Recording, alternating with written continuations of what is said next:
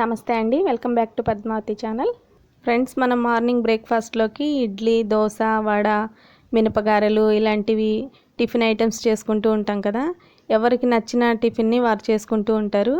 ఎన్ని టిఫిన్స్ చేసుకున్నా మనము అందులోకి చట్నీ టేస్ట్గా లేకపోతే మనకు ఆ రోజు టిఫిన్ చేసిన సాటిస్ఫాక్షనే ఉండదు కదా. సో ఫ్రెండ్స్, నేను ఇప్పుడు కొబ్బరి చట్నీ చాలా టేస్టీగా అండ్ సింపుల్గా ఏ విధంగా ప్రిపేర్ చేశానో ఈ వీడియోలో మీకు చూపిస్తానండి.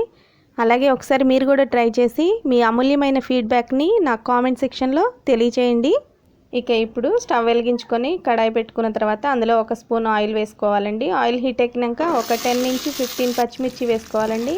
పచ్చిమిరపకాయలు పచ్చి వాసన పోయే వరకు వేయించుకోవాలండి. చూడండి, ఈ విధంగా లైట్గా ఫ్రై అయినాక నెక్స్ట్ వచ్చేసి పల్లీలు ఒక 50 గ్రామ్స్ వేసుకొని ఫ్రై చేసుకోవాలి. మిర్చిని ముందుగానే ఎక్కువగా ఫ్రై చేసుకోకూడదు.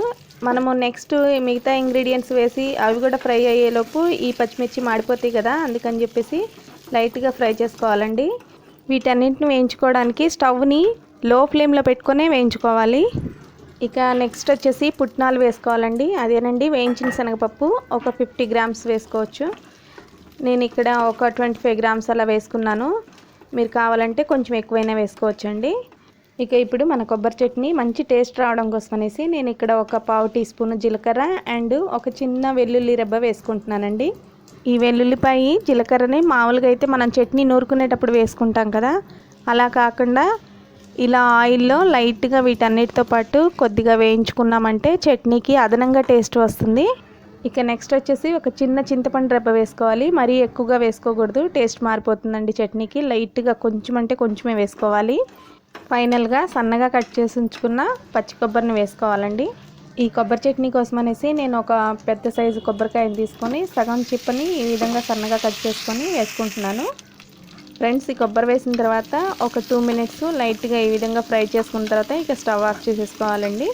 ఇవి మొత్తం చల్లారిపోయిన తర్వాత చిన్న మిక్సీ జార్లో వేసుకొని ఒక 1/2 స్పూను సాల్ట్ వేసుకోవాలి. సాల్ట్ మీ టేస్ట్కి సరిపోను చూసుకొని వేసుకోండి. ఇక ఇప్పుడు వీటన్నిటిని మిక్సీ పట్టుకున్న తర్వాత కొద్దిగా వాటర్ ఇందులో యాడ్ చేసి మళ్ళీ ఒకసారి బాగా మెత్తగా గ్రైండ్ చేసుకోవాలండి. చూడండి, ఈ విధంగా మొత్తం గ్రైండ్ చేసేసుకున్నాను. కొబ్బరి చట్నీ మనకి రెడీ అయిపోయింది. ఇప్పుడు ఈ చట్నీని తాలింపు చేయడం కోసం అనేసి 1 స్పూన్ ఆయిల్ని వేడి చేసుకున్నాను. ఆయిల్ హీట్ అయిన తర్వాత ఇందులో పచ్చిశనగపప్పు, ఆవాలు, ఎండుమిర్చి అండ్ కరివేపాకు వేసుకొని తాలింపు పెట్టుకోవాలండి. ఇందులో జీలకర్ర వేయకుండా తాలింపు పెట్టుకోవాలి. సో ఫ్రెండ్స్, చూసారు కదా, మన కొబ్బరి చట్నీ రెడీ అయిపోయింది. చాలా టేస్టీగా ఉంటుందండి. మీరు కూడా ఒకసారి ట్రై చేయండి. దోశల్లో కానీ, పెసరట్లో కానీ అండ్ పూరి ఉప్మాల్లో కూడా ఈ టైప్లో చేస్తే చాలా బాగుంటుందండి. ఓకే ఫ్రెండ్స్, నేను చూపించిన ఈ కొబ్బరి చట్నీ మీకు నచ్చిందా? నచ్చితే ఒక లైక్ ఇచ్చేయండి. అలాగే మీ ఫ్రెండ్స్కి ఫార్వర్డ్ చేసేయండి. ఈ ఛానల్ని ఫస్ట్ టైం చూస్తున్న వారు సబ్స్క్రైబ్ చేసుకోవడం మాత్రం మర్చిపోమాకండి. Okay, thank you.